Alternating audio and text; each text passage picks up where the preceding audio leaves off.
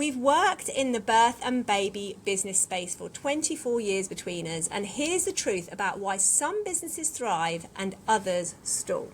Hello, my name is Anna Lagrange, and I am one half of Baba Business, the Birth and Baby Business Academy. And my name is Liz Stamford, and I'm the other half of Baba Business, the community membership for birth and baby business owners.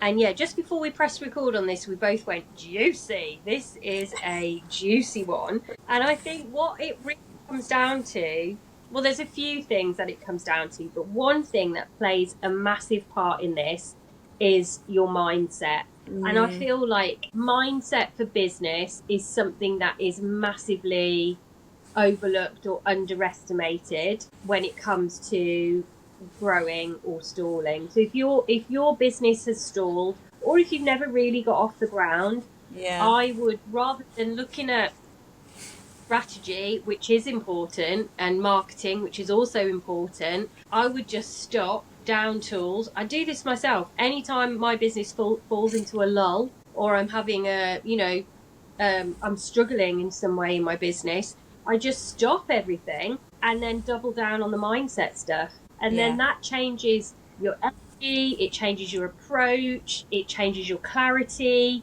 It does everything, doesn't it? So I don't know if you feel as strong. I know, actually, you do feel as strongly as I do about this, I know. Yeah, I definitely do. It's got to be part of your business.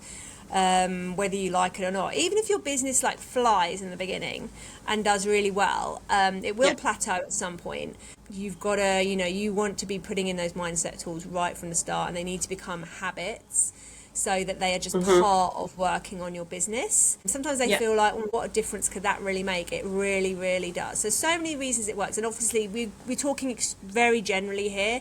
There's so many different mindset tools. This is one of the reasons why we set up our free community group, to help people, try out mindset tools and join with us while we use mindset tools, is because, first of all, you've got to find something that suits you and works for you.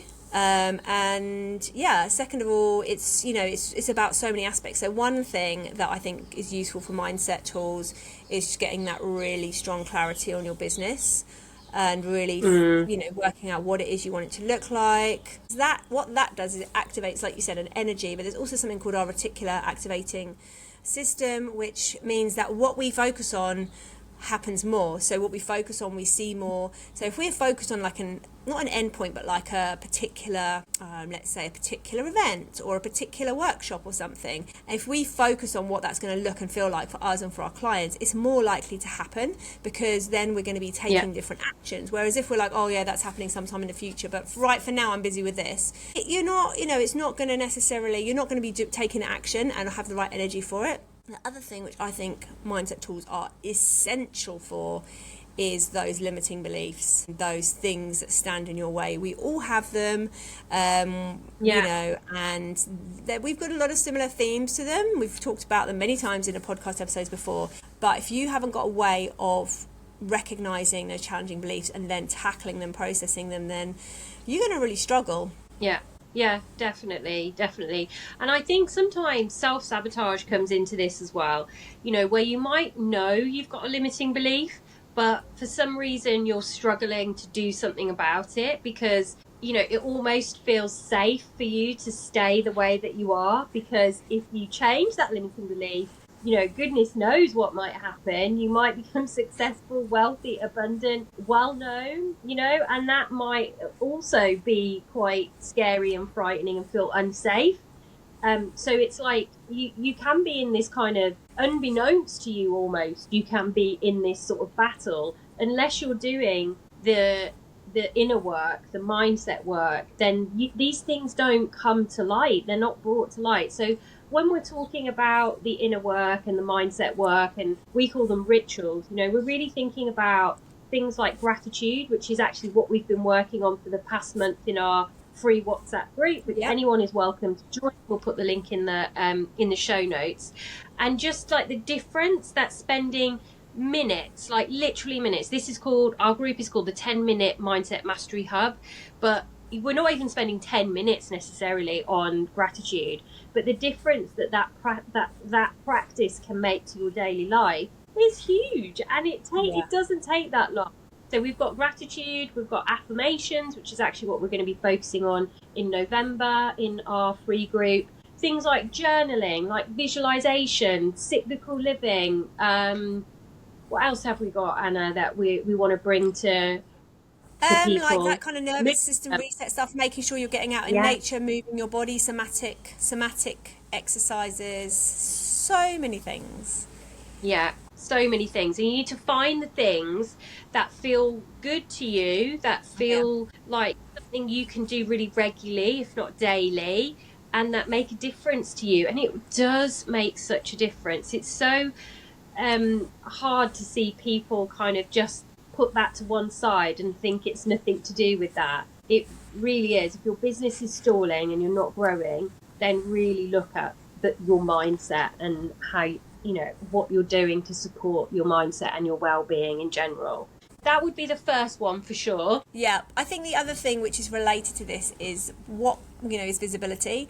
You've got to be Yeah. visible in your business, and so the people who are prolifically visible are the businesses that we have seen do the best, and they're not always the most confident people. They're not always the people Yeah. who have got business experience, but they just know, they've got the message that they're going to have to share their business as much as they can in as many different ways, and they're committed to that, and they're ready to step outside of their comfort zone to be able to be like, no, Yeah. this business is here to help people, and I'm going to talk about it as much as I can, and I'm even going to do it in ways that, wherever my ideal client is, I'm going to do it there, because this business is more important than my fears.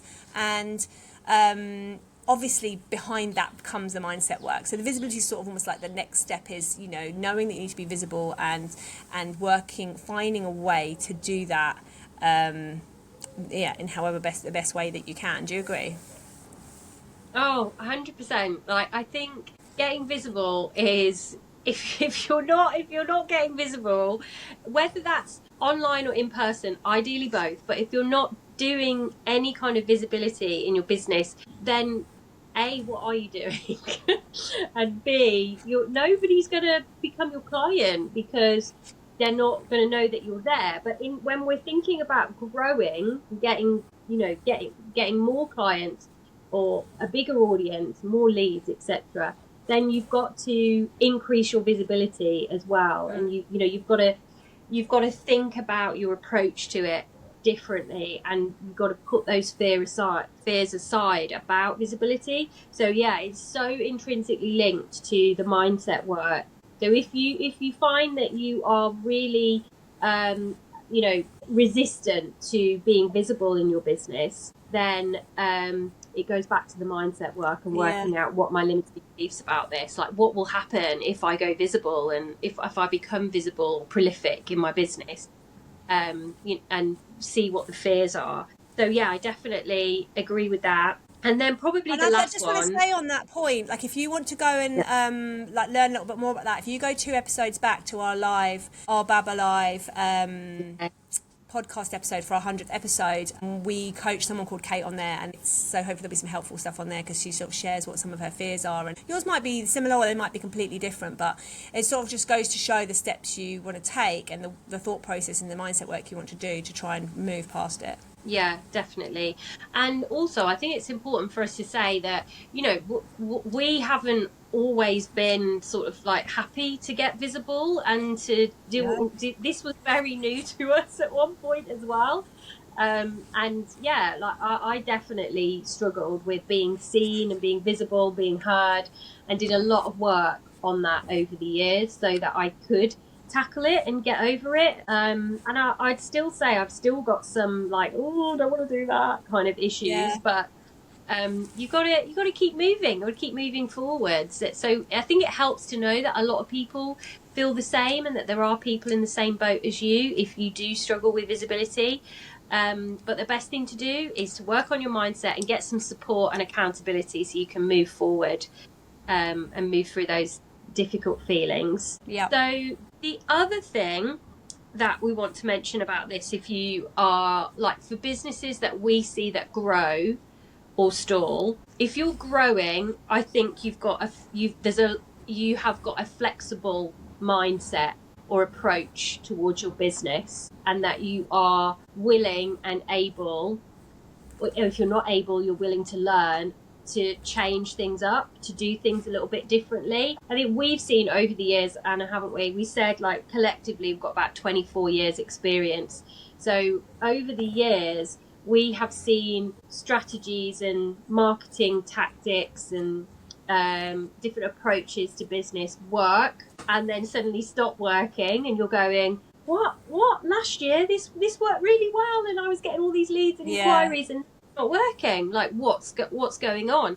And the approach often is to just keep doing it to see if something's going to change. And then nothing changes, and that has to be the signal to, we need to change it, we need to do something else. It's hard though, isn't it? Yeah, and we don't mean like chuck out all your offers and start from scratch or have a massive pivot. We're just talking about different marketing tools. I mean, I think certainly the first 5 years I was doing this business, so sort of, I guess, when did I start? Like, so sort of the end of the 2015 to 2020, the message that I got always from coaches and things was, right, get something that works and then just repeat. Yeah. Maybe that worked then, but I don't feel like that works anymore. I feel like the world is changing so, and of course it does work. I'm not saying try something once and then completely change it without seeing if it works again. I'm not saying that.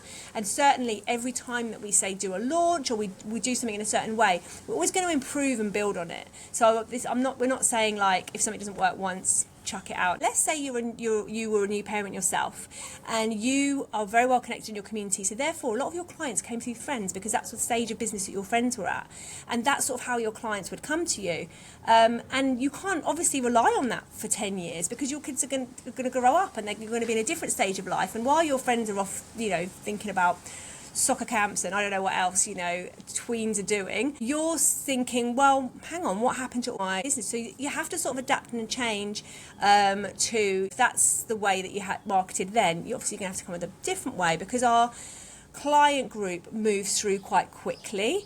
So it's not like a industry. Like we often use sports coaching, don't we, as an example, where they might be a runner and want services to help them with their running for a decade. It's not the same so much with we do have repeat clients, but so you do need to keep being fresh and keep looking at your business and thinking, okay, let's rethink this. Where's my ideal client hanging out? What are they doing? What are their needs? Because that also changes as time changes. Like, I don't remember sleep being such a massive issue when my kids were little. Maybe it was for some people, but I don't remember me and my friends, we would mention it, but it wasn't such a massive thing. And now I feel like parents talk about it a lot more. I don't know, maybe that's just my age, I don't know. But so trends and what people talk about and what's a problem to them changes. Like, for example, like online phones and stuff for kids wasn't a thing for our kids when they were younger, but now it's our kids didn't even have a touch screen, our older ones, until they were much older. Now obviously a baby can have a phone, and you're going to know what the trends are because you're hanging out with parents, you're hanging out with your clients, and if you're not, you must make sure that you are, whether that's online or in person, so that you're just thinking, okay, this is a problem that my ideal client has, how am I going to help them solve it? And it might not be about changing your service, but it could just be about probably going to be about changing your messaging, where you're marketing, and how you're saying things in the format, like where you are on social media and stuff like that. Yeah, absolutely. I think they're really good points. It's almost like staying, this isn't the right word, but like staying relevant with your clients, like really understanding what your clients are going through now, if they're at a different stage of life to you, is super, super important. And keeping that flexibility in your approach to your marketing is so important to help you grow. So there we go. So that's how we think you will grow in your birth or baby business if you look at your mindset and you treat that as a priority. If you're visible and you increase your visibility and get a bit, get prolific with it. And then if you have a flexible approach to your marketing strategies, always looking at what's working, doing more of what's working, and when something is not working, after you've tried and tested it for a good period of time, be willing to change that and understand what it is that your ideal clients want and need from you. Super, super important. So if you want to join our free WhatsApp group so that we can support you with your mindset, it's called the 10-Minute Mindset Mastery Hub. and the link is in the show notes. We'd love to see you there. It's not a ping, busy group. We want you to take the information, work on it, have some support, and like we're there to just like cheerlead you and encourage you along. So we would love to see you in there. See you next time. Bye. Bye.